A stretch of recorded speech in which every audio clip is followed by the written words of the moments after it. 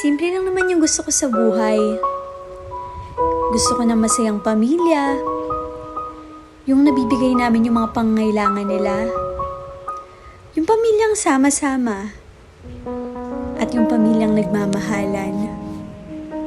Yung kahit may pagsubok, sabay-sabay kayong lalaban.